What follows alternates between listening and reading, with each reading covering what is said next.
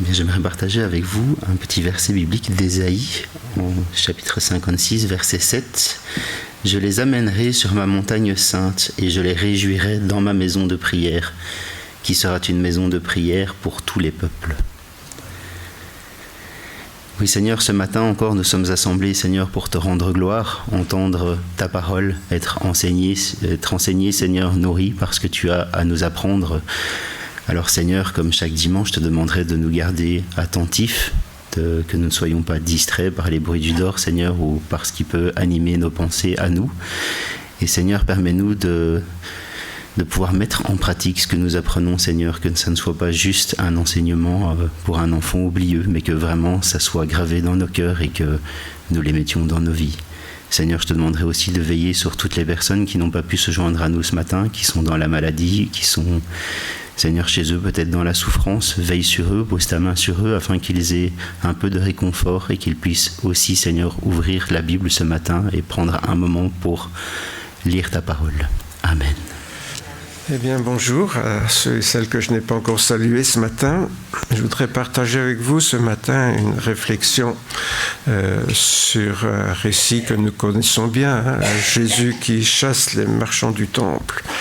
C'est pas souvent que l'on voit Jésus de mauvaise humeur, mais bon, ça lui est arrivé quand même aussi. Un petit rappel quand même pour comprendre l'histoire, parce que parfois je vois des images comme si les vaches et les moutons étaient à l'intérieur du bâtiment du temple. Évidemment, c'est pas ça du tout. Ici, c'est une reconstitution du temple d'Hérode, donc au temps de Jésus. Il est vu à peu près du côté du mont des Oliviers. Ici, devant, maintenant, c'est le cimetière juif, devant la porte dorée, là. À l'époque, cette grande esplanade était entourée de portiques. Et donc, la Bible parle de certains portiques, comme le portique de Salomon, on ne le voit que de dos, là, bien sûr, le portique royal. Et alors le parvis des païens, là où étaient installés donc les marchands dont il est question ici, ce parvis qui va de part et d'autre, donc je l'ai mis à droite, mais voilà, ça faisait toute l'esplanade en fait. Et c'est donc là que se trouvaient les marchands. C'était pas donc à l'intérieur du temple proprement dit, c'était dans le parvis qui entoure le temple. Pour mémoire, à l'époque, il y avait le parvis des dames qui était séparé du parvis des païens par un tout petit muret ou par une barrière. Pas beaucoup de place pour les dames, mais vous savez que les femmes n'avaient pas le droit d'entrer dans le lieu saint. Seuls les hommes qui étaient circoncis, donc les bons juifs, avaient le droit d'y entrer. Faut pas me regarder de travers et dites c'était comme ça. Voilà, donc les femmes pouvaient prier. Entre parenthèses, on peut imaginer que les femmes priaient au milieu des bestiaux. Oui, mais je vous signale ça parce qu'on ne se rend pas bien compte de la situation.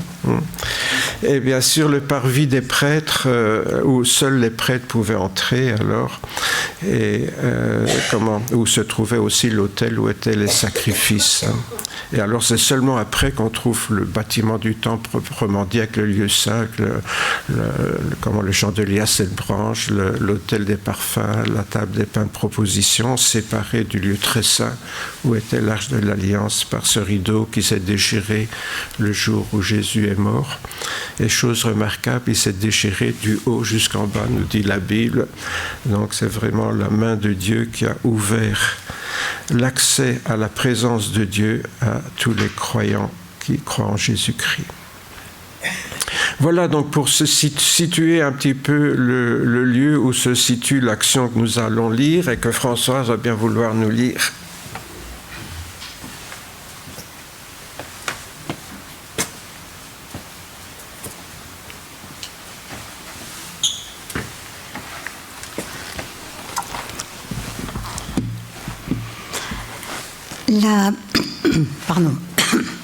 La Pâque des Juifs était proche et Jésus monta à Jérusalem. Il trouva dans le temple les vendeurs de bovins, de moutons et de colombes, ainsi que les changeurs assis. Il fit un fouet de cordes et les chassa tous hors du temple avec les moutons et les bovins. Il dispersa la monnaie des changeurs, renversa les tables et dit aux vendeurs de colombes : « Enlevez tout cela d'ici, cessez de faire de la maison de mon père une maison de commerce. » Ses disciples se souvinrent qu'il est écrit : « La passion jalouse de ta maison me dévorera. » Les Juifs lui dirent : « Quel signe nous montres-tu pour agir de la sorte ?» Jésus leur répondit : « Détruisez ce sanctuaire, et en 3 jours je le relèverai. » Les Juifs dirent : « Il a fallu 46 ans pour construire ce sanctuaire, et toi, en 3 jours, tu le relèveras ?» Mais le sanctuaire dont il parlait, lui, c'était son corps. Quand donc il se fut réveillé d'entre les morts, ses disciples se souvinrent qu'il disait cela. Ils crurent l'Écriture et la parole que Jésus avait dite. Pendant qu'il était à Jérusalem, à la fête de la Pâque, beaucoup mirent leur foi en son nom, à la vue des signes qu'il produisait. Mais Jésus, lui, ne se fiait pas à eux, parce qu'il les connaissait tous, et parce qu'il n'avait pas besoin qu'on lui présente un témoignage sur l'homme. Lui-même connaissait ce qui était dans l'homme. Merci.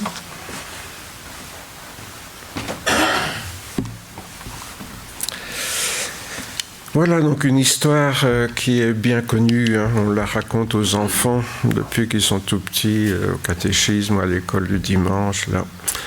Et voilà, c'est l'occasion, bien sûr, de représenter la scène de Jésus qui bouscule les tables des changeurs. Parce qu'à l'époque, il fallait payer la dîme pour le temple avec l'argent du temple. Donc, il fallait venir avec les différentes monnaies et il y avait des changeurs qui se livraient à ce petit commerce-là. On interprète le plus souvent ce récit comme la condamnation de ceux qui profitent de la religion pour s'enrichir.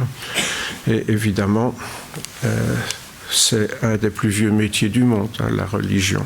Ça et la prostitution, c'est 2 métiers qui existent pratiquement depuis que l'humanité existe. Pourquoi ? Pourquoi ? Parce que ça joue sur les passions humaines et sur la peur. C'est les 2 grands moteurs qui font marcher les humains, c'est les passions et la peur. Et quand on peut donner aux gens la peur de l'éternité, il y a toujours des gens qui se présentent comme les intermédiaires privilégiés qui peuvent aider les gens à s'arranger avec les ciels. Il est vrai que salut acquis par la mort de Jésus et annoncé donc au sein de la foi chrétienne ne peut s'acheter à prix d'argent. On se rappelle que pour nous protestants que c'est la vente des indulgences à la Renaissance, donc au XVIe siècle, qui a été à l'origine du protestantisme. Luther était un bon moine fidèle qui voulait faire les choses au mieux, mais quand il a vu que le pape vendait des indulgences pour construire la collégiale de Rome, il a dit ça c'est trop quoi. Hein, c'est pas possible qu'on achète son salut à prix d'argent. Ce récit met donc l'accent sur un principe vraiment fondateur du christianisme. Malheureusement, le christianisme s'est empressé d'oublier ce principe. Et très tôt, quand les prêtres, en tout cas les pasteurs, on disait les évêques à l'époque, hein, mais aujourd'hui c'est un peu mal compris, les évêques c'est tout simplement les gardiens du troupeau. Donc aujourd'hui, voilà, c'est devenu un titre honorifique. Mais donc, ceux qui étaient responsables des églises sont devenus rémunérés par l'empereur. Ça a commencé à foirer, disons, dans l'église chrétienne. Dans le texte que nous avons lu, Jésus, donc, j'ai souligné, moi, un petit mot qui était le mot « signe ». Pourquoi ? Parce que j'aimerais m'arrêter sur cette notion ce matin, un instant, avant d'aller plus loin. Parce que Jésus se voit demander un signe pour justifier son autorité. Hein. Qu'est-ce qui prouve que tu as le pouvoir de faire cette chose pareille ? Parce que, encore une fois, je le répète, on a beaucoup représenté les marchands, les changeurs notamment. Moi, ce qui m'avait frappé quand j'étais enfant, c'était de m'imaginer qu'ils avaient sur leur table les différentes monnaies. Jésus renverse la table, tout est éparpillé par terre, et je les vois à quatre pattes en train d'essayer de récupérer leurs pièces. Ça m'avait beaucoup interpellé. Et donc, c'est quand même une autorité que le Seigneur pouvait exercer. Et en général, dans l'Évangile, donc le mot signe est compris comme un miracle. Et c'est vrai, le plus souvent, ce sont des miracles qui prouvent l'autorité du Seigneur Jésus. En fait, juste avant ce récit, Jean affirme que le miracle de Cana, donc changer l'eau en vin, fut le commencement des signes de Jésus. Donc là, c'est pas une guérison miraculeuse comme souvent, c'est avoir changé l'eau en vin, pour y revenir une autre fois. Mais Jean parle beaucoup des signes qui étaient manifestés par Jésus, parce que quand on parle simplement de miracle, on imagine quelque chose d'extraordinaire qui frappe l'imagination. Mais chez Jésus, chaque fois qu'il a fait un miracle, c'était pour une raison bien précise. Un signe, c'est beaucoup plus qu'un simple miracle. C'est pas pourquoi, parce que c'est une signification. Et donc, c'est la signification qui est intéressante. Et c'est un peu à cela donc, que j'aimerais m'arrêter ce matin. Autrement dit, un signe existe surtout pour révéler quelque chose. Je dis un peu comme une éruption de boutons signale qu'on a une maladie, par exemple. Donc, l'éruption de boutons est importante parce qu'elle va dicter au docteur le traitement, d'abord le diagnostic et puis le traitement. Et donc, un signe, c'est quelque chose d'important. Et derrière le miracle, c'est peut-être le signe que parfois nous ne voyons pas vraiment, ou nous le résumons toujours, Jésus veut montrer qu'il est le Fils de Dieu, qu'il a la puissance, mais c'est plus que ça. La plupart donc, des guérisons de Jésus sont motivées par la compassion, ça c'est certain. La motivation, c'est son cœur qui souffre quand il voit quelqu'un qui souffre. Jésus a porté nos souffrances déjà de son vivant. Donc cette compassion du Seigneur le conduit à guérir des malades, mais en même temps, il y a une finalité qui est de manifester sa gloire divine. Pourquoi ? Parce que Jésus, c'est le Fils de Dieu qui vient mourir à notre place. Donc c'est important qu'on réalise que Jésus était le Fils de Dieu. Parce que s'il n'est pas le Fils de Dieu, toute l'histoire du salut tombe à l'eau. Ça n'a plus aucun sens. Si Jésus est un homme comme les autres, qui meurt pour les autres, il y en a beaucoup qui sont morts pour les autres. Donc c'est pas cela qui fait que la particularité de la mort de Jésus, c'est qu'il était le Fils de Dieu. Dans Luc, il est dit, afin que vous sachiez que le Fils de l'homme a sur la terre le pouvoir de pardonner les péchés. Je te l'ordonne, dit-il au paralytique, lève-toi, prends ton lit et va dans ta maison. Vous savez, ce paralytique que les amis avaient descendu par le toit parce que la foule était tellement dense qu'ils ne pouvaient pas approcher de Jésus. Et donc, ils avaient défait, c'était un toit plat, bien sûr, comme en Palestine, ils avaient défait un petit peu les branches qu'il y avait sur le toit pour descendre le malheureux par ce trou. Et donc, Jésus lui dit, parce qu'évidemment, il vient de dire à cet homme, tes péchés te sont pardonnés, et les religieux qui sont là, encore une fois, disent, mais pour qui se prend-il ? Il n'y a que Dieu qui peut pardonner les péchés. Et Jésus, donc, prouve qu'il a le pouvoir de pardonner le péché en disant, voilà, qu'est-ce qui est le plus facile pour moi ? De guérir, mettre cet homme sur pied, ou de dire, tes péchés sont pardonnés. Donc, Jésus fait un miracle, bien sûr, par compassion, mais cela montre quelque chose, signifie quelque chose. Son autorité divine, donc pour guérir ce paralytique, prouve que Jésus a la même autorité divine pour pardonner les péchés. Dans le récit donc, d'aujourd'hui, Jésus n'accomplit pas l'un de ses miracles habituels. C'est le seul miracle que Jésus a fait de ce genre-là. D'habitude, il guérit les gens, il a fait une ou deux multiplications des pains, et il a même marché sur l'eau pour montrer qu'il était le Fils de Dieu. Mais ici, c'est un peu particulier, parce que là, c'est moins paisible que les autres fois. il ne se contente pas donc d'annoncer le plus spectaculaire de ces miracles, mais il dit « Détruisez ce temple en 3 jours et je le rebâtirai ». Là, on a quelque chose qui frappe sans doute l'imagination encore plus.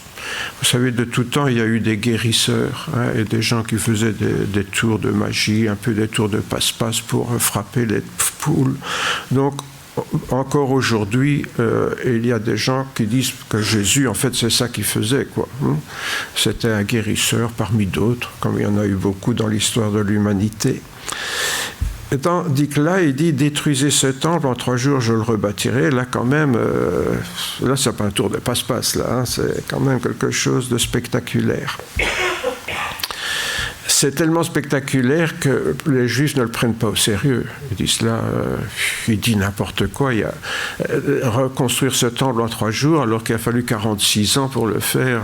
Là, Jésus, vraiment, il dit n'importe quoi.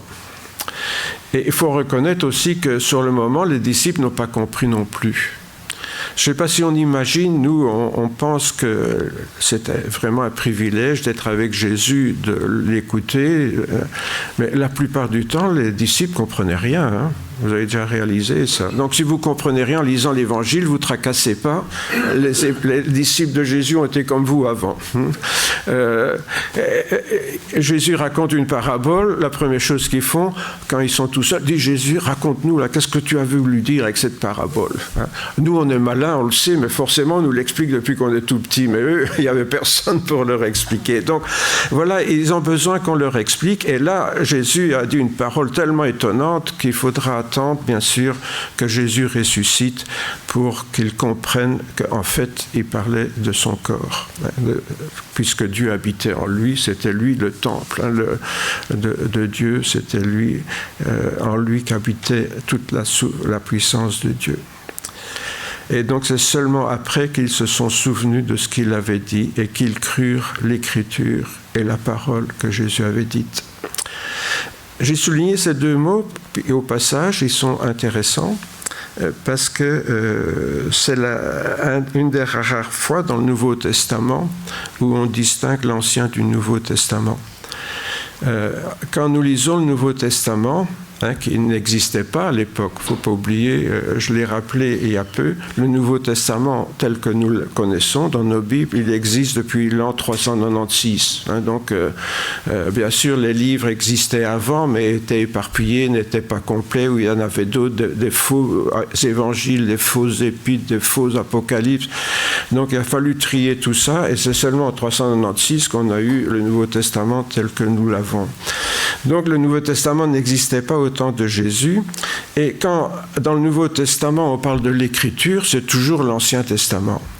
Je dis ça pourquoi? Parce que j'ai entendu plus d'un pasteur qui prêchait sur 2 Timothée 3,16. Toute écriture est utile pour enseigner, pour reprendre, etc., en l'appliquant au Nouveau Testament. Ce qui est un contresens, évidemment. L'apôtre Paul ne parlait pas du Nouveau Testament, il parlait toujours de l'Écriture. L'Écriture, c'est toujours l'Ancien Testament dans le Nouveau Testament. Je le signale au passage parce que, je vous dis, on lit tellement la Bible au premier degré, comme je l'ai déjà dit souvent, qu'on ne se rappelle pas dans quelles conditions il a été écrit. Et donc, on ne sait pas exactement de quoi il parle et on lui fait dire n'importe quoi. C'est pas pour ça que le Nouveau Testament n'a pas la parole de Dieu, mais je veux dire, c'est pas ça que Paul disait. Ici, donc, Jean le distingue des paroles de Jésus, qui se retrouveront plus tard alors dans nos évangiles, les 4 évangiles, et donc aujourd'hui dans le Nouveau Testament de nos Bibles. Donc ici, lorsque Jean écrit ce texte, il distingue encore donc l'Ancien Testament, les Écritures, des paroles de Jésus. Mais revenons à Jésus, donc, qui annonce sa résurrection en prenant la reconstruction du temple comme une allégorie. À Lorrain, on l'a bien compris. Il parle donc bien de son corps humain qu'il ressuscitera 3 jours après sa mort physique. En 3 jours, je le relèverai. Je m'arrête à ça. Pourquoi? Parce qu'on ne fait pas toujours attention que Jésus dit « en 3 jours, je le relèverai ». Généralement, d'où on dit « Dieu a ressuscité Jésus ». Mais Jésus dit ici, je le relèverai. Oui, je signale au passage que relever, c'est le mot pour ressusciter. À l'étude biblique mardi passé, je rappelais que ressusciter tel quel n'existe pas. En grec, c'est toujours relever ou réveiller. Donc quand vous voyez ressusciter dans votre Bible, en fait, dans l'original, c'est soit de relever, soit de réveiller. Comme quelqu'un qui dort et puis qui se lève, quoi. Soit il se lève, soit il se réveille, vous voyez. Mais c'est ça l'image. Ouais. Évidemment, quand quelqu'un est mort et qu'il fait ça, alors là, on peut parler d'une résurrection, forcément. Mais donc, je le relèverai. Jésus avait un corps comme le nôtre, puisqu'il était semblable à nous, bien incapable de se ressusciter lui-même après la mort. Il parle de lui-même en disant « je le ressusciterai ». Alors, qui est ce « je » sinon le Fils de Dieu qui habitait en lui, que Jésus était aussi. Et donc, rien que ces petites phrases, elles montrent que Jésus se présente vraiment comme l'incarnation de Dieu. Oui. Je le relèverai, c'est moi, ça veut dire moi, Dieu qui habite en moi, mais c'est moi. Donc, autrement dit, Jésus va se ressusciter lui-même. Vous voyez, c'est ça qu'il est en train de dire. Donc, c'est quand même une phrase très forte qu'il est en train de dire là. En 3 jours, je le relèverai, en parlant de lui, ça veut dire qu'il va se ressusciter lui-même. Ça veut dire que Jésus, le corps de Jésus, l'homme Jésus est mort sur la croix, mais le Fils de Dieu est resté bien vivant, bien sûr, pour ressusciter son corps. Donc ici, bien qu'en termes voilés, Jésus proclame clairement sa divinité. Vous savez que Jésus se présente toujours comme le Fils de l'homme. Il reprend l'expression de Daniel, qui annonçait le Messie.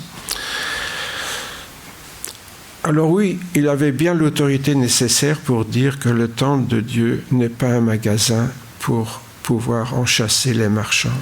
Parce que lorsqu'il était dans le temple, il était lui-même le temple de Dieu.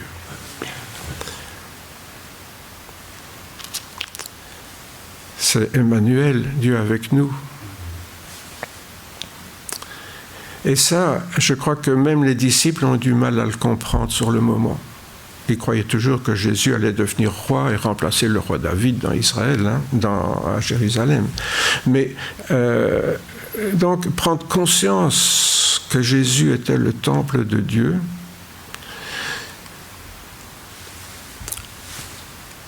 alors je me demande, mais au fait, qu'est-ce qui faisait de mal ces marchands, sinon fournir aux fidèles les offrandes pour le sacrifice prescrit par Moïse? Parce que, en fait, quand Jésus est né, qu'ont fait ses parents? Ils sont venus au temple, ils ont acheté 2 colombes, et puis ils les ont données aux prêtres pour les offrir en sacrifice. Donc, ces animaux qu'on achetait pour offrir en sacrifice, pour rendre un culte à Dieu, il fallait bien les acheter quelque part.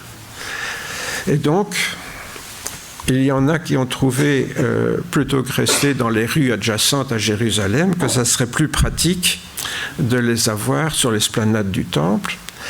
Et là, bien sûr, c'était facile pour tout le monde. Pour les marchands, parce qu'ils étaient plus près de la source pour vendre leurs bestiaux et faire leur petit business. Et pour les prêtres aussi, parce qu'ils avaient les animaux directement là où on allait les offrir en sacrifice. Donc, ils n'avaient pas trop de mal à prendre les animaux en charge. Et donc, ces marchands-là s'installaient, là, évidemment. Ils payaient un petit quelque chose. Vous savez, au marché, il faut payer sa place. Ben, c'était déjà comme ça à l'époque. Donc, ils payaient leur place, là, et comme ça, ils court-circuitaient la concurrence qui vendait encore des animaux dans les rues adjacentes au temple, là. Cette simonie, je dis honteuse, souillait cette place entourée des parvis où les femmes venaient prier et où les rabbins enseignaient aussi. Quand on dit que Jésus enseignait dans le temple, c'était dans ces portiques-là, autour de cette grande esplanade. Donc, alors pourquoi que je fais le malin en employant le mot simonie? Bien sûr, vous allez dire, parce que c'est un mot qui vient de la Bible. Vous savez, on parle du péché d'Akan, voilà. Mais comment? Ici aussi, c'est un péché qui vient du jour où Pierre a dit à Simon, le magicien, qui voulait avoir le même pouvoir quand il a vu que le Saint-Esprit descendait sur les gens. Pierre dit à Simon que ton argent périsse avec toi, puisque tu as cru que le don de Dieu, il parle du Saint-Esprit ici, s'acquérait à prix d'argent. Et c'est de là que vient le mot simonie en français. Vous voyez ? Donc, maintenant, vous pourrez vous montrer intelligent, hein, aussi intelligent que votre pasteur. Non, mais c'est parfois utile de voir parce qu'il y a beaucoup de gens même qui emploient des mots sans savoir qu'ils viennent de la Bible et d'une histoire de la Bible. Hein. Donc c'est de là que vient la simonie. C'est quoi ? C'est vouloir acquérir des bénédictions de Dieu avec de l'argent.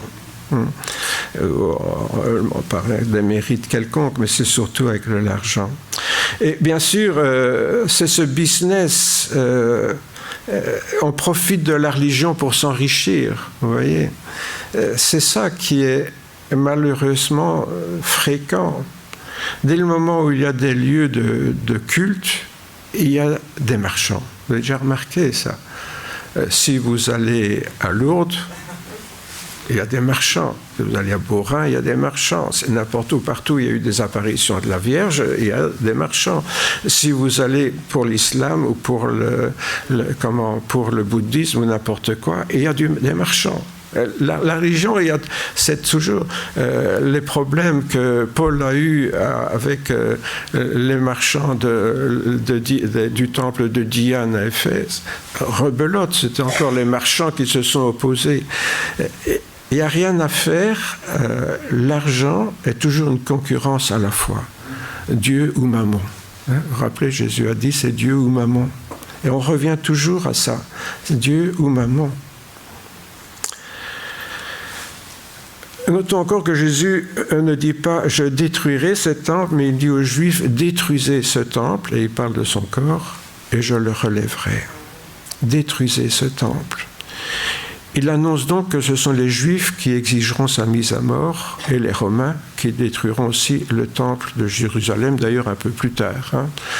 Eux, les Romains, le feront physiquement, détruire le temple de Jérusalem en l'an 70 avec la conquête de Titus. Mais bon, revenons aux Juifs. Donc, ce sont les Juifs qui ont décidé, bon, ils ne pouvaient pas tuer Jésus parce que la loi l'interdisait, ils auraient bien voulu, mais ils ne pouvaient pas.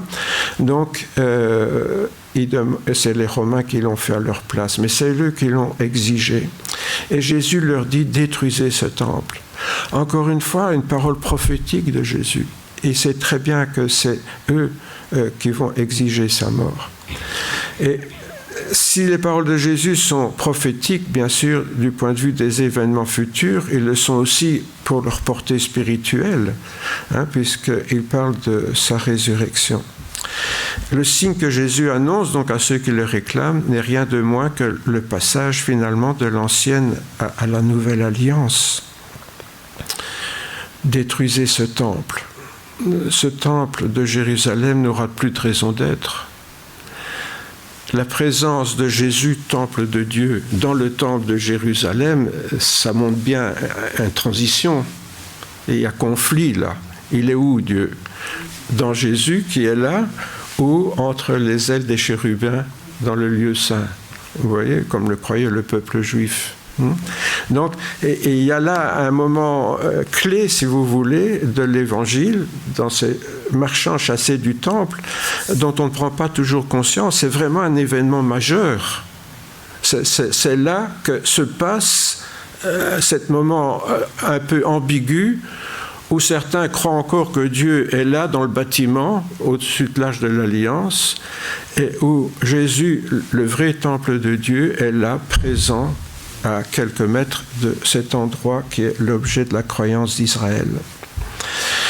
Par son sacrifice, donc, Jésus mettra définitivement fin à sacrifice, donc des animaux là, dans le temple, et Et le rôle de Jésus, de ces animaux, c'était tout simplement d'annoncer le sacrifice de Jésus. Quand nous qui sommes maintenant chrétiens au XXe siècle, bien sûr, quand on lit la Bible, on le sait, tout ce sacrifice n'avait pas de valeur intrinsèque, sinon d'annoncer la mort de Jésus. Et les croyants de l'Ancienne Alliance, en sacrifiant un animal, croyaient en Jésus sans le savoir, d'une certaine manière. En offrant cet animal en sacrifice qui annonçait la mort de Jésus, sans le savoir, ils croyaient dans le moyen que Dieu emploierait pour les sauver un jour. Dans l'Épître aux Hébreux, on oublie parfois que c'est écrit pour les Juifs. On lit l'Épître aux Hébreux, oui, d'accord, mais les Hébreux, c'était les Juifs. L'auteur, donc, qu'on ne connaît pas très bien, Jésus peut sauver parfaitement ceux qui s'approchent de Dieu par lui, étant toujours vivant pour intercéder à leur faveur. Il nous convenait en effet d'avoir un souverain sacrificateur comme lui, saint, innocent, sans tache, séparé des pécheurs et plus élevé que les cieux, qui n'a pas besoin, comme le souverain sacrificateur, d'offrir chaque jour des sacrifices, d'abord pour ses propres péchés, ensuite pour ceux du peuple, car ceci il l'a fait une fois pour toutes en s'offrant lui-même. En effet, la loi établit souverain sacrificateur des hommes sujets à la faiblesse, mais la parole du serment qui a été fait après la loi établit le Fils qui est parfait pour l'éternité. Voilà donc l'auteur de cette épître qui explique clairement, et il le fait beaucoup plus développé que dans ce passage, il nous explique clairement donc ce souverain sacrificateur met fin à tout ce qui a eu lieu avant. Parce que les souverains sacrificateurs, avant, c'était temporel. Et d'ailleurs, ce qu'ils faisaient, c'était pour l'instant présent, pour leurs péchés, ceux du peuple. Mais il fallait recommencer le lendemain, et encore le lendemain, et encore le lendemain, toujours. Tandis que Jésus l'a fait une fois pour toutes. Pourquoi ? Parce qu'il était parfait, l'offrande parfaite. Celui qui pouvait être offert pour le péché de toute l'humanité, parce que lui était parfait.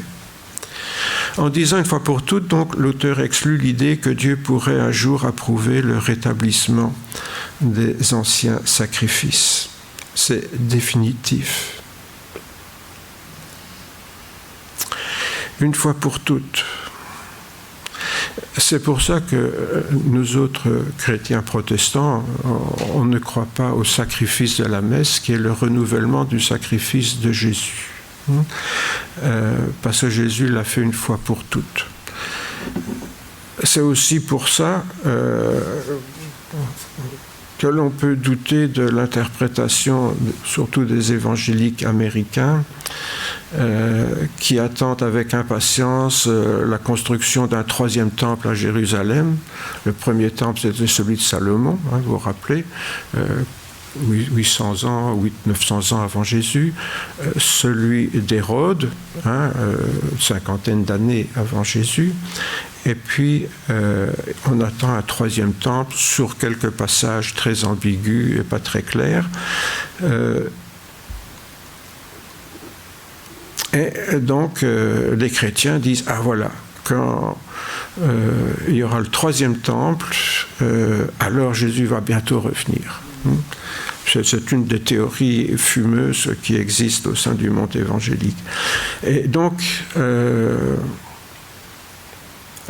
là, c'est un peu gênant parce que c'est vraiment instrumentaliser le judaïsme pour soutenir une thèse millénariste, du militarisme peut-être aussi, oui, mais millénariste douteuse. Il n'y a rien de très évident dans les passages sur lesquels on s'appuie pour justifier cette histoire d'un troisième temple à Jérusalem. Et surtout, ça n'aurait aucun sens pour des chrétiens d'attendre ça, alors que nous, on sait que Jésus est mort une fois pour toutes, pour les péchés de l'humanité. Enfin, je ne vais pas vous attrister si vous attendez un troisième temple, mais bon, lisez les versets sur lesquels ça s'appuie et vous verrez que c'est loin d'être clair. Comme Jésus l'avait annoncé, donc le Fils de Dieu, qui est immortel, a donc ressuscité l'homme Jésus, qui est mortel, dans lequel il habitait. On a donc ici, en Jésus, une synthèse de la rencontre entre l'homme et Dieu. Ce n'est pas seulement Dieu qui est présent en Jésus, dans le temple de Jérusalem, mais c'est aussi une synthèse de la rencontre entre l'homme et Dieu, d'un Dieu qui veut s'approcher de l'homme, d'un Dieu qui veut venir habiter, pas seulement au milieu de nous, mais qui veut venir habiter en nous. Alors vous me voyez venir tout doucement quand je parle d'un nouveau temple. Ce n'était pas du troisième temple que je parlais, bien sûr, c'est de nous que j'aimerais nous parler.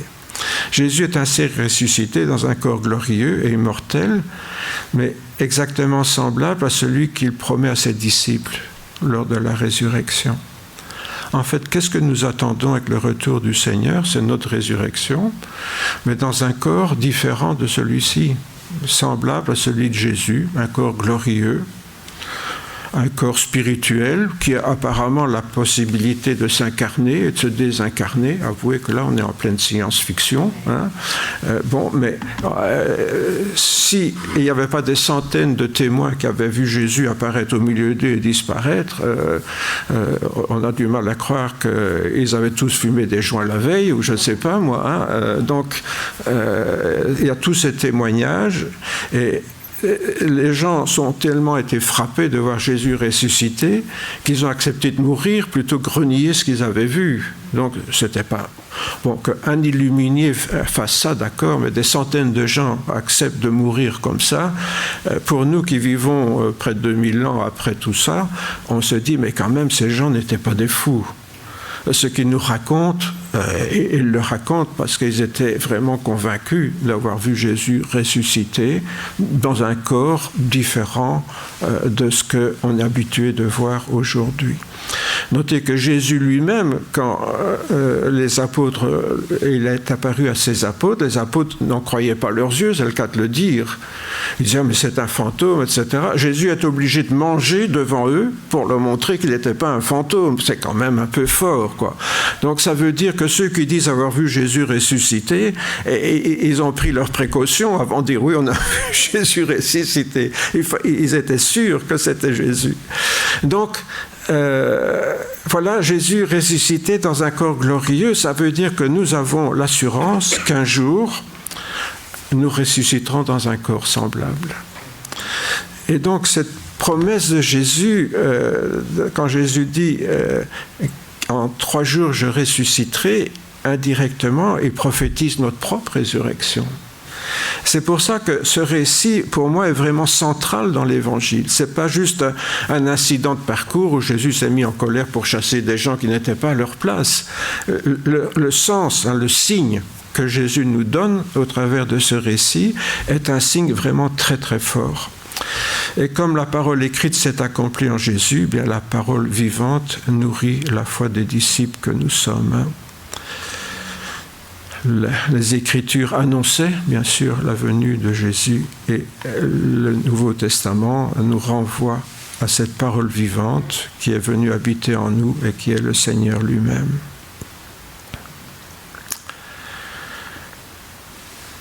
Alors si c'est encore nécessaire, cela confirme bien que les prophéties nous sont données non pour faire des pronostics sur l'avenir, mais pour reconnaître la main de Dieu quand elles s'accomplissent. Oui, je mets quelques petites notes dans mon texte là. Pourquoi ? Parce que c'est une maladie au sein du monde chrétien de faire des pronostics. Ah, quand Jésus reviendra, il va se passer ça. Ah oui, non, moi je suis pas d'accord parce que d'abord, avant, il doit se passer ça. Et on discute. En attendant, les gens meurent dans leur péché, on ne s'en soucie pas. Ah. C'est le meilleur moyen que le diable a trouvé pour que les chrétiens ne fassent pas leur boulot. C'est qu'ils essayent de faire des pronostics sur ce qui va se passer à la fin des temps.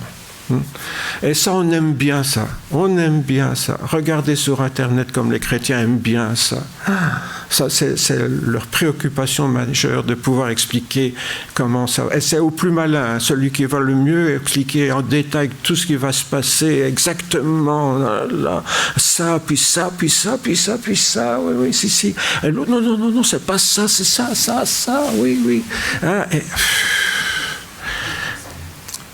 Je ne le répéterai jamais assez, une prophétie, elle est là pour que quand elle s'accomplisse, on dit « Ah, voilà, c'est bien ce que Dieu avait dit, sa parole s'accomplit, les choses sont en train de se dérouler comme il avait dit. » Qui a compris qu'Israël retournerait dans sa patrie en lisant la Bible avant que ça arrive? Personne. Ouais, c'est quand c'est arrivé que les chrétiens disent « Ah, mais oui, tiens, en effet, la Bible en parle. » Ici, la parole de Jésus, donc son prophétique a plus d'un titre. Hein. On l'a vu, elle révèle sa nature, à la fois humaine et divine. Mais c'est pas rien, hein, parce que c'est vraiment quelque chose d'important pour ses contemporains, surtout pour les disciples qui étaient là. Car en Christ habite corporellement toute la plénitude de la divinité, dira Paul. C'est pas un morceau de Dieu qui était en Jésus. Hein. Ah oui, parce qu'il y a le Père, le Fils, le Saint-Esprit. Donc, le Fils, oui, c'est un tiers, quoi. Donc, un tiers de Dieu qui était dans Jésus. Il y a un tiers qui est resté au ciel. Et un tiers, on ne sait pas très bien ce qu'il faisait. Il est venu après pour nous, lui. Voilà. S'il vous plaît, la Bible ne parle pas de 3 personnes en Dieu. Elle parle d'un Dieu qui est à la fois Père, Fils et Saint-Esprit. Mais s'il vous plaît, arrêtez les 3 personnes que nous pouvons bazarder l'Église catholique et que les chrétiens évangéliques ont repris joyeusement et continuent à enseigner. Il n'y a pas question de 3 personnes. 3 hypostases, oui, d'accord, mais ça c'est une autre histoire, je vous l'expliquerai. Enfin, je l'ai déjà expliqué d'ailleurs. Le plus, donc, en voyant Jésus nettoyer la maison de son Père de toutes les souillures apportées par les marchands, ses disciples se souviennent de quoi? La passion jalouse de ta maison me dévorera. Ça, c'est la citation du psaume, hein, traduite en grec par le zèle, mais littéralement, c'est cette passion jalouse de Dieu. Dieu qui ne supporte pas qu'on fasse passer d'autres choses avant lui. C'est ça la jalousie. Est-ce que vous êtes jaloux? Est-ce que vous êtes jalouse? Ah. C'est quelque chose d'assez fréquent, la jalousie. On la justifie même. Ah, si on n'est pas jaloux, c'est qu'on n'aime pas. Hein? Voilà. Donc c'est une manière de justifier sa propre jalousie. Hein? Dieu est jaloux de nous et il ne supporte pas qu'on donne la priorité à autre chose. C'est ça les marchands du temple. C'est ça que nous dit les marchands du temple. Dieu ne supporte pas que des gens se servent de la religion pour faire leur petit business. Pourquoi? Parce que encore une fois, je le disais tout à l'heure, c'est faire passer maman avant lui. Je veux bien croire à Dieu à condition que ça me rapporte. Et combien de gens nous disent « Oui, moi je veux bien croire en Dieu, mais qu'est-ce que ça va me rapporter ?» Qu'est-ce que ça va me rapporter? Rien. Rien. Croire en Dieu ne rapporte rien. Vous savez ça, hein? C'est biblique. Hein? Croire en Dieu, ça ne sert à rien. Vous savez, celui qui croit le plus en Dieu au monde, c'est le diable. Il n'y a personne parmi nous qui croit plus en Dieu que lui. Hein? Parce que lui, il sait qu'il existe. Donc, croire en Dieu n'a jamais sauvé personne. Ce qui peut nous sauver, c'est de croire que Jésus s'est incarné, que Dieu s'est incarné en Jésus pour mourir à notre place, offrir sa vie, montrer son amour pour l'humanité, un amour tellement fort qu'il peut accueillir et attirer à lui tous les êtres humains qui l'acceptent comme leur sauveur. Et donc, ici, les disciples se souviennent de ce psaume 69, là. Ta passion jalouse, la passion jalouse de ta maison me dévorera. Cet amour de Dieu est quelque chose de fort. Et c'est pour cela qu'on doit réaliser à quel point Dieu nous aime, puisqu'il s'est donné sur la croix en sacrifice. Il ne pouvait pas nous aimer plus que ça. Alors, quand on est jaloux de quelqu'un, est-ce qu'on est prêt à mourir pour cette personne? Ça, c'est autre chose. On veut que cette personne nous appartienne. C'est pour ça que la passion amoureuse, ce n'est pas de l'amour, c'est de l'égocentrisme. Tu es là pour moi. Hein? Je le dis souvent. Hein? Je ne peux pas vivre sans toi. Si je dis je ne peux pas vivre sans toi, ce n'est pas toi que j'aime, c'est moi que j'aime. Et j'ai besoin de toi pour être heureux. Donc toi, tu es là pour me rendre heureux. Voilà, ça c'est la passion. Cette phrase nous renvoie à l'avenir, donc plutôt qu'au passé. Et pour les Juifs, Dieu habitait... Oui, pour les Juifs, vous savez que Dieu habitait, je viens de le dire, entre les ailes des chérubins qui se trouvaient sur l'Arche de l'Alliance dans le lieu très saint, le temple de Jérusalem. Pour eux, Dieu était là. Hein. Et le souverain sacrificateur n'y entrait qu'une fois par an pour verser le sang d'un taureau sur le tabernacle. Geste symbolique pour dire que Dieu ne voyait plus désobéissance au commandement puisque c'était couvert par le sang d'un animal. Là. C'était un geste symbolique, mais tous ces symboles deviennent une réalité en Jésus parce que c'est le sang de Jésus qui a coulé pour le pardon de nos péchés. Ce n'est sans doute pas par hasard que l'Arche de l'Ancienne Alliance a disparu, a été perdue. Hein. Je sais qu'il y a toujours des films où, en quête de l'Arche. Là, hein. Bon, d'accord. Mais depuis la Nouvelle Alliance, l'Ancienne Alliance n'a plus cours. Donc, ce n'est plus un objet de culte. C'est peut-être un souvenir archéologique, mais ce n'est plus un objet de culte. Dieu avait d'autres projets concernant le temple où il voulait désormais habiter. Ben oui, parce que Dieu a habité en Jésus, mais Jésus il est remonté au ciel. Ok. Alors, quel est le nouveau temple où Dieu veut habiter? Adultères que vous êtes, écrivait Jacques, ne savez-vous pas que l'amour du monde est inimitié contre Dieu? Celui donc qui veut être l'ami du monde se rend ennemi de Dieu. Croyez-vous que l'Écriture parle en vain? C'est avec jalousie que Dieu chérit l'Esprit qu'il a fait habiter en nous. Voilà l'Ancien Testament qui nous parle de la jalousie de Dieu pour sa maison, pour son temple.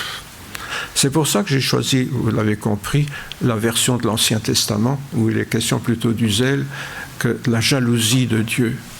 De Dieu. C'est avec jalousie que Dieu chérit l'Esprit qu'il a fait habiter en nous. C'est qui le temple alors? C'est nous.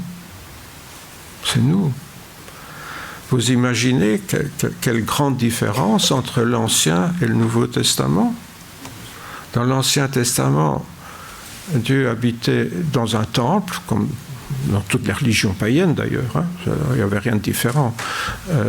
Donc Dieu habitait dans un temple et tout le monde s'approchait de ce lieu saint, hein, comme font encore les musulmans quand ils vont à la Mecque, hein, ou certains qui vont à Lhasa, ou je ne sais pas moi. Donc là où il y a des lieux saints, les gens vont en pèlerinage pour avoir quelques bénédictions.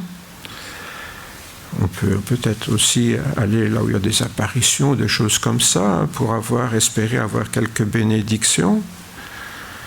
Et nous avons le privilège, on n'a même pas besoin de courir quelque part, parce que Dieu habite en nous.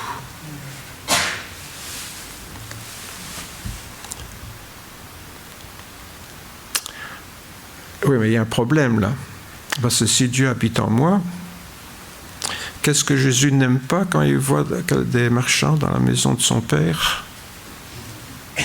Qu'est-ce qu'il fait, Jésus? Il les chasse, hein?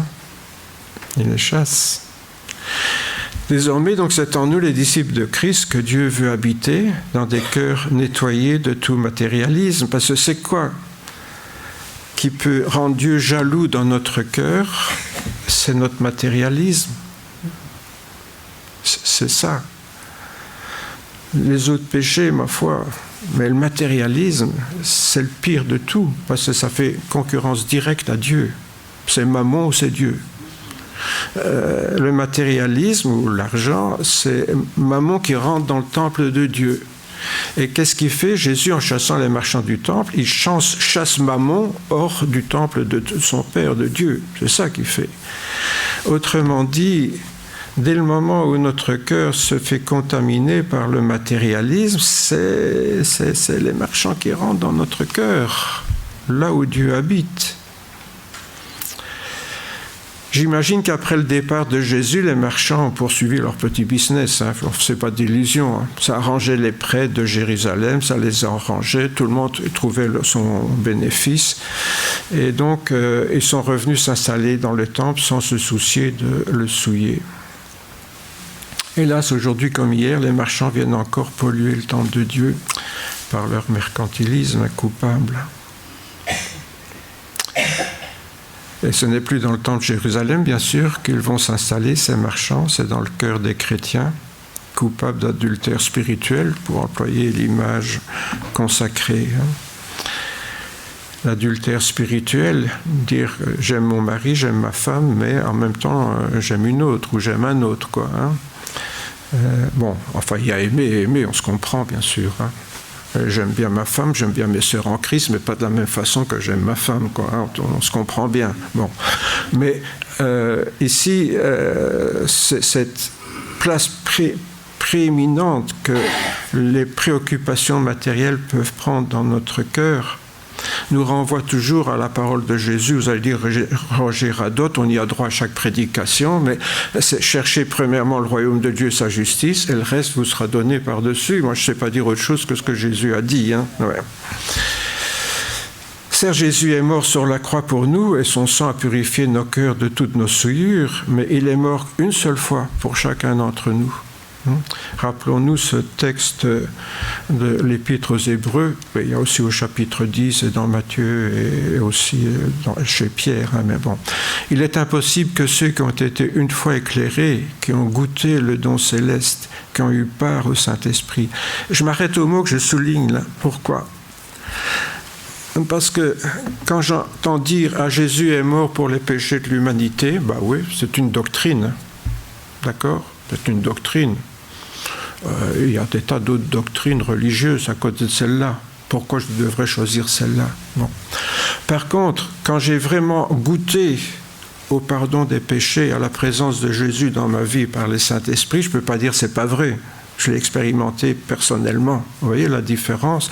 C'est pour ça que Jésus dit que tous les blasphèmes seront pardonnés, même contre le Fils de l'homme. Ceux qui disent Jésus c'est un gars comme un autre, c'est un magicien, c'est je ne sais pas quoi, ils blasphèment contre Jésus, mais ça leur sera pardonné.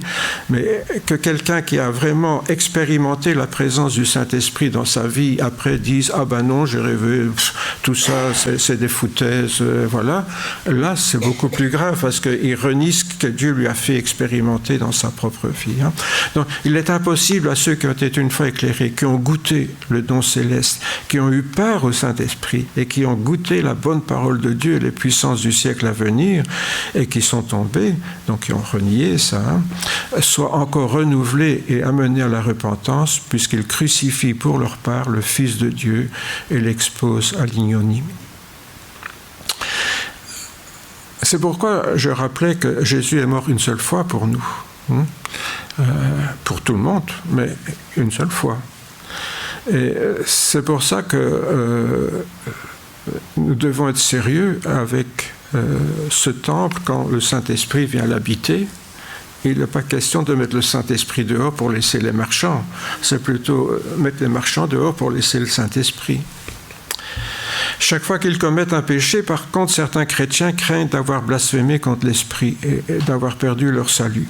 Souvent, des chrétiens m'ont dit « Je suis chrétien, j'ai fait ça, tu crois que j'ai perdu mon salut ?» Non, ça fait partie, Dieu pardonne ton péché. En fait, le péché ici consiste à renier les valeurs spirituelles auxquelles on a goûté. Lorsqu'on a vraiment goûté au pardon de Dieu, qu'on a la joie du pardon en nous, de la présence du Saint-Esprit en nous, et puis de retourner profiter des valeurs matérielles auxquelles on a renoncé lors de notre conversion. N'oublions pas qu'est-ce qu'on a fait le jour de notre baptême. On a enterré une vie avant d'avoir rencontré Jésus où tout était centré sur les valeurs matérielles, et on ressuscite à une vie nouvelle où tout est centré sur les valeurs spirituelles. Donc on renoue notre engagement. C'est différent de commettre un péché dont on se reprend aussitôt, qui nous attriste et pour lequel on demande pardon. Vous voyez, donc il ne faut pas croire qu'on a perdu son salut chaque fois qu'on commet un péché. Sinon, il n'y a personne parmi nous qui serait sauvé, quoi. Par contre, oui, laisser les valeurs matérielles reprendre le pas sur les valeurs spirituelles, nous sommes en danger à ce moment-là. Et c'est là qu'il y a un choix à faire dans notre vie. Cela nous interpelle donc et nous amène à nous interroger sur la présence des marchands qui pourraient subsister et polluer notre relation avec le Seigneur. Parce qu'en fait, c'est une véritable pollution spirituelle. Nous vivons dans un monde qui est de plus en plus matérialiste. Ça, je ne vous apprends rien quand même. Oui, le matérialisme fait même que même les gens qui avaient avant une certaine morale ne l'ont même plus, quoi. Il n'y a plus que le profiter, passer au-dessus des autres, posséder, prendre un maximum, etc. Disons, on peut dire tout ce qu'on veut de la religion catholique, mais au moins elle mettait certaines balises morales, disons, qui malheureusement ces balises n'existent plus. L'athéisme a aussi, la laïcité a aussi des balises, mais beaucoup moins présentes, je dirais, que dans la religion. Les GAFAM, on parle parfois des GAFA, mais maintenant il y a Microsoft en plus, c'est Google, Apple, Facebook, Amazon, Microsoft.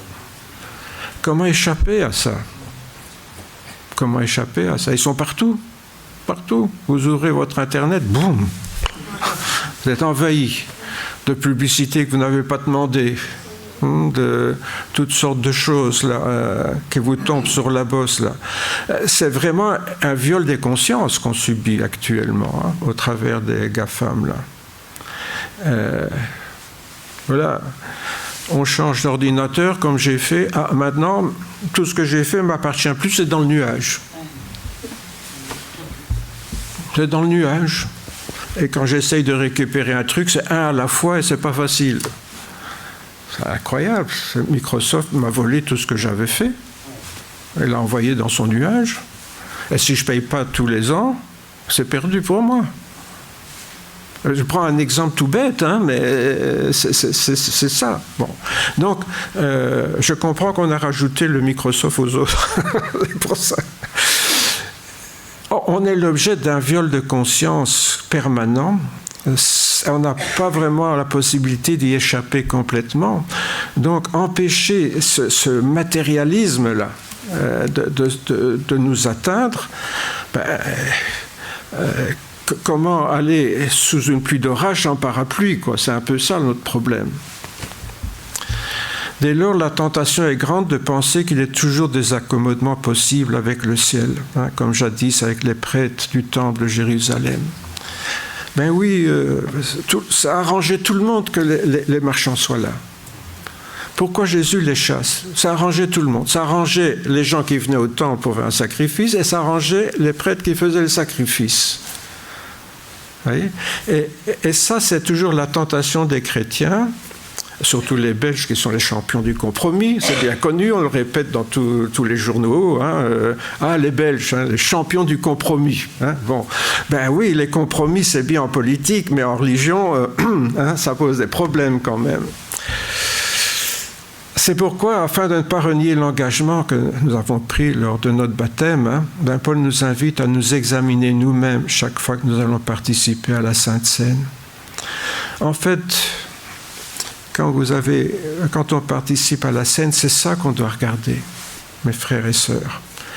Bien sûr, nous commettons tous des péchés, moi le premier, mais ce qu'on doit regarder, c'est les marchands du temple. C'est eux qui sont dangereux, c'est les marchands du temple. ce matérialisme qui vient s'imprégner dans notre esprit, dans nos actes, dans nos pensées. Et on ne le cherche pas, je suis d'accord avec vous, c'est même pas nous qui allons à la rencontre, c'est lui qui vient à notre rencontre et qui nous met sous pression.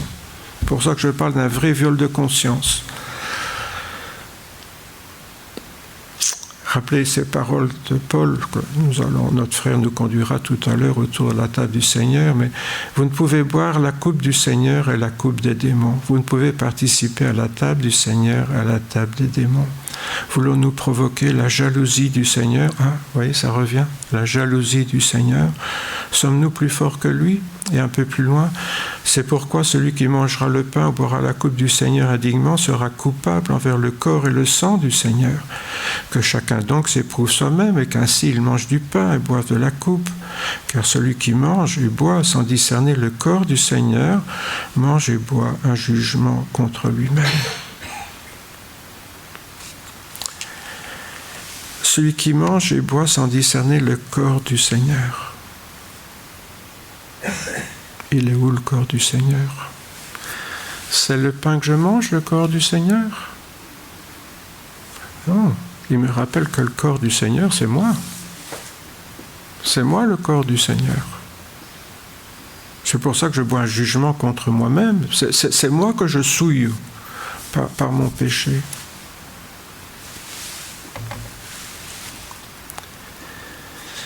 Chaque année, avant la célébration de Pessah, la fête de Pâques, chez les Juifs, ils pratiquent la Bedikat Hametz. Donc Bedikat Hametz, c'est la chasse au levain dans toutes les maisons pour le purifier. Donc la fête de Pâques se trouve au milieu de la semaine des pains sans levain. Si vous vous rappelez un peu les fêtes juives, donc la semaine des pains sans levain. Et donc, avant ça, il faut enlever tout le levain qu'il y a dans la maison. Alors, les enfants chez nous, ils font la chasse aux œufs. Là, pour Bedikat Hametz, les petits juifs, ils font la chasse aux biscuits. Ah, bien sûr, tout ce qui a du levain et qui est bon à manger, alors les gosses, bien sûr, la maman cache quelques paquets de biscuits à gauche, à droite, pour que les enfants aient de quoi. Alors, ça disparaît, puisqu'on le mange, voilà, le lendemain, c'est plus là, quoi. Voilà. Mais en réalité, donc, tout ce qui a du levain, bien, les Juifs pieux font un grand feu et vont le brûler dans la rue, comme on voit ici ces Juifs pieux à Jérusalem, là, qui le pratiquent encore annuellement.